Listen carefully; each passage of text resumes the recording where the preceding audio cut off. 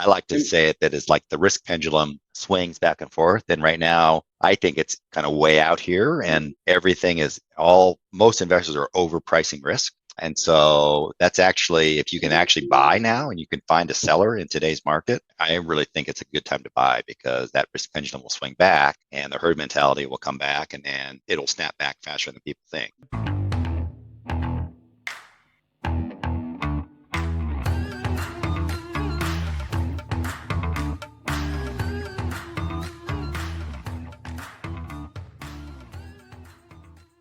Welcome to our Industrial Advisors podcast. You have Bill Condon and Matt McGregor, and we have Mike Kendall joining us today. It's always one of our most listened to podcasts. Mike runs our industrial West Coast investment team, so as active as anyone on the West Coast when it comes to selling industrial property. So Mike, great to have you on with us again today. So thanks for joining us. Thanks for having me. I always enjoy being on this. This is a great yeah, it's an interesting time, in the capital markets world right now. So let's talk a little bit about what you've seen kind of first half of 2025, just in general, where the market is. Yeah, I would say activity volume is off. I don't have the exact figures, but I know that nationally, regionally, investment sale activity is off of the pace from last year. And last year was off, from the year before. So we started out of the gates in January, February, very strong. Post-election, a lot of optimism. And so there was,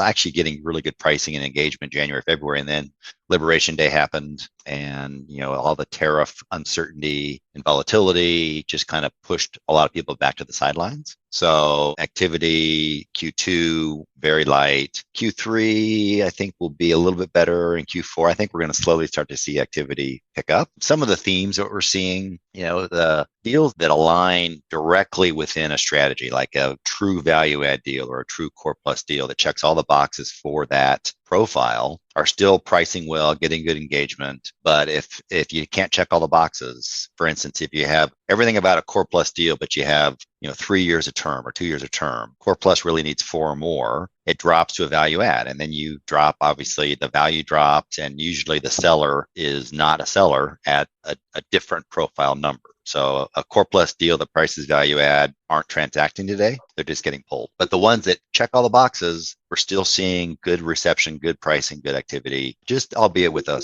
smaller, thinner buyer pool, but we're still seeing trades happen. And it's kind of back to the basics, again, real estate 101, credit matters again, functionality matters again, location, basis, all the things that we all grew up with mattering that kind of went out the window in 3 or 4 years ago. It's important again. So you have 2 deals in a market, and one of them has really good credit and the other one has marginal credit. You could see a 50 basis point swing in cap rate based only on credit, which again, you had maybe 5 basis points difference 3 years ago. So yeah, I like to say it that is like the risk pendulum swings back and forth. And right now, I think it's kind of way out here, and everything is most investors are overpricing risk. And so that's actually, if you can actually buy now and you can find a seller in today's market, I really think it's a good time to buy, because that risk pendulum will swing back and the herd mentality will come back, and it'll snap back faster than people think. Yeah, we are seeing some unbelievable basis buys in our market right now, right? Where you look at the price per pound, like, if you would have said that pricing would have been there a couple of years ago, we wouldn't have believed it,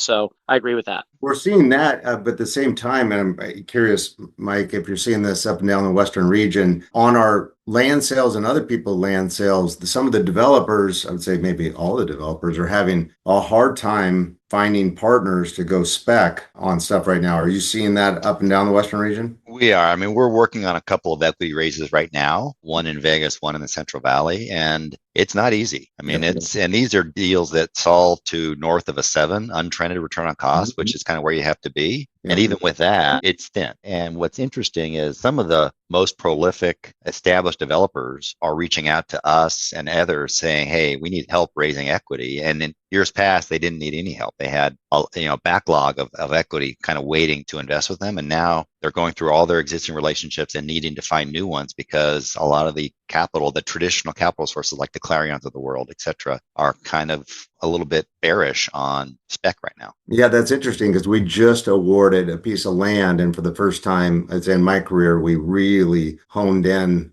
on who's got money and who's looking for money, and then moved some guys up the list that had their own internal funds and allocations, as opposed to people that needed to get something under contract and then go shop for that. Yeah, and even we're doing the same thing. Even the groups that the capital is at the table and says, yes, we agree, there's still more risk that they're going to change their mind during DD. And so we're seeing a lot of land. I mean, not a lot of land's trading, but of the stuff that's getting tied up, we're seeing a lot of it get dropped because the capital backs away. That's right. And they go to committee initially and they have approval, and then they go through DD and they go back to committee and they're like, oh, no, just kidding, we're out. So the vertically integrated groups that have their own discretionary capital definitely have a leg up right now. No question about it.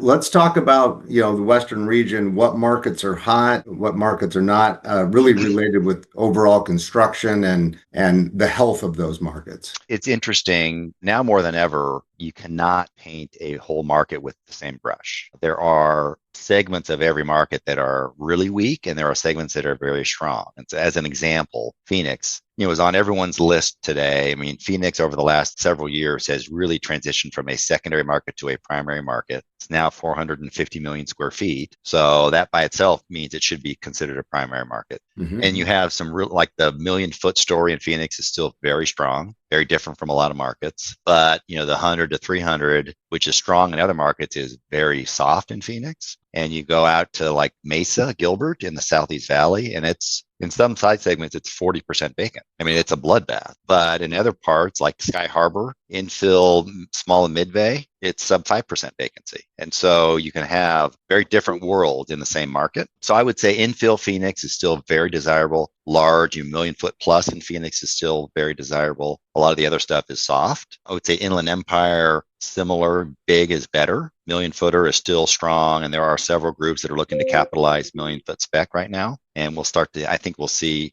at least one or two start construction in early next year. But again, the commodity size, the 100 to 300, especially in the East, is really, really soft. Orange County is very desirable. East Bay and San Francisco Bay Area, very desirable. The fundamentals are much better there. They didn't ramp up the rent growth like we did in SoCal. So they haven't pulled back like they have down south. So that's a market that everyone is underallocated in. Portland has been pretty challenging. Even the best of the best in Portland is struggling. There's been a lot of deals that have come to market and been pulled because they're just not getting to pricing. Seattle, I mean, you guys know Seattle better than anyone. Seattle is definitely right now much more desirable than Portland. For sure. It kind of makes sense. Like in the ramp up, in the the heyday. Always more desirable. Yeah.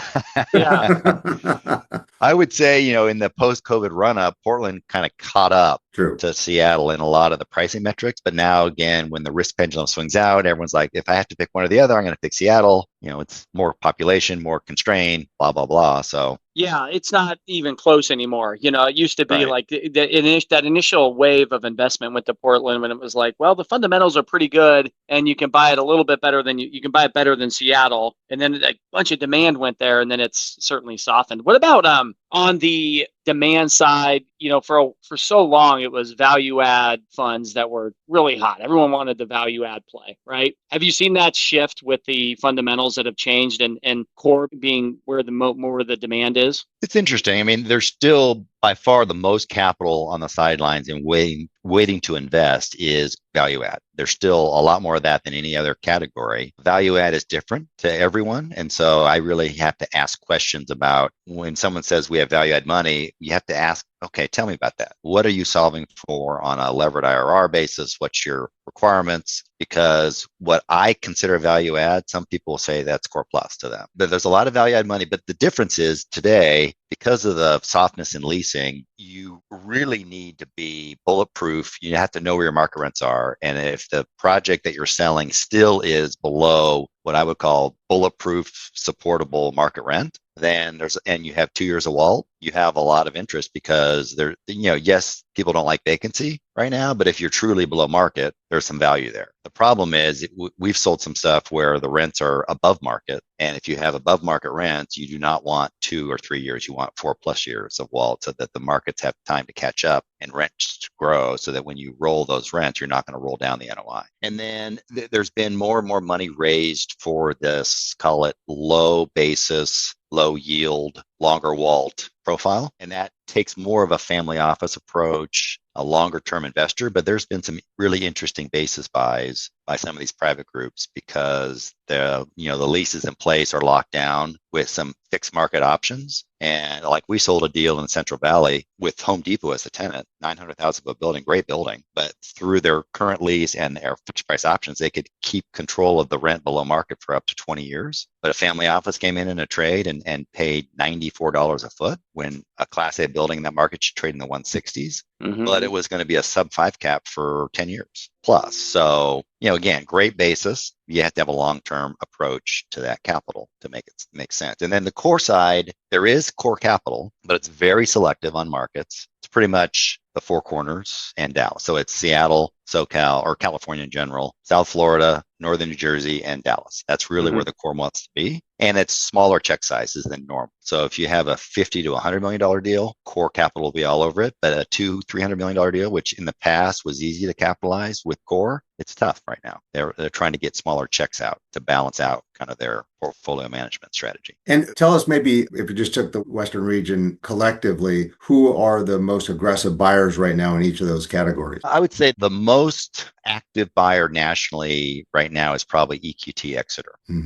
We disclosed a $264 million portfolio to them in the Central Valley from CenterPoint. They were a great buyer there. We're hearing them pop up on a lot of our calls, national calls, as being quite active. And then depending on the profile and the pocket, BGO has been pretty active on the buy side, both with their, they have a couple of separate accounts, core money. LaSalle's been fairly active, again, in pockets. Principal has started to invest again. Nuveen, actually outside of California. California, they're kind of over allocated on industrial, but outside of California, they've been quite aggressive lately. And their core money, their teachers' pension fund money, has started to invest again. They were on the sidelines for a couple of years, but they're now investing and they can get quite aggressive with that. With that money, Cabot has been pretty active nationally and regionally. LBA, and then kind of an emerging category, which has been interesting to watch, are some of these large national developers like North Point Development, Logistics Property Company, to name a few, have both raised discretionary value add acquisition funds. And so to level out the volatility of development, they're now buying existing product below replacement cost, and they like that risk-adjusted return profile. And so they've been quite active. We sold a $175 million deal to North Point in Vegas 2 months ago. And so to see developers compete against institutional investors has been interesting on existing product. Yeah,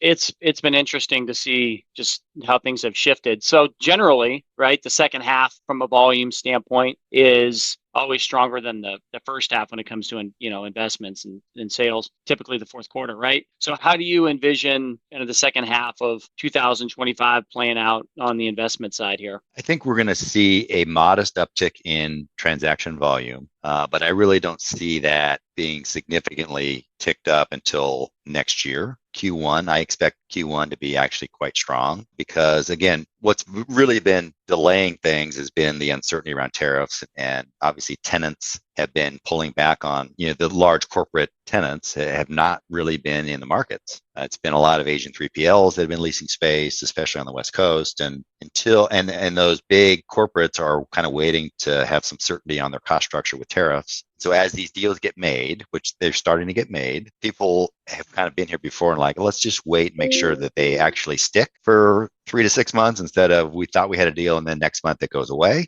So they need some certainty on the cost side from a tenant standpoint, and then that demand starts to come back and then that gets into the investor sentiment. So I think the deals that will transact the rest of this year are timing related, fund life related for investors. They need to close them out, or their portfolio reallocations or merchant build that are kind of running up against their construction loan. They've executed the plan, they've leased up the buildings, and they want to sell. Those are the ones that are going to happen this year. The other ones where people say, I want to sell in the next 12 months, but I'm not in a hurry, I think those will get pushed into next year. Yeah. And what about cap rates as our final question on cap rates, Mike? Just again, Western region total, what's the most aggressive market? What's the least aggressive market? And maybe in each of the product types. From a Class A perspective, the infill coastal markets are still the strongest, the lowest. So, LA Central and IE West are both, call it low to mid 5 cap. If you have it truly at market rent, Class A.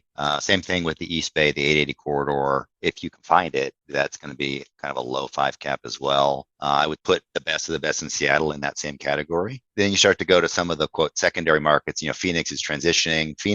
So they just had to trade a Class A deal with Puma as the tenant at a 5.35 cap. So that's kind of right now the low cap for credit Class A. And they had another deal, Asian 3PL, similar size, million footer, that was a 5.7, 5.6557. So 35 basis point spread between credit and non-credit in Phoenix. So, call it a low 5 in Phoenix. I would say Vegas is 10 to 20 basis points above Phoenix now, because there's just a little more slowdown right now in Vegas on leasing. Central Valley, similar. It's going to be kind of a mid 5.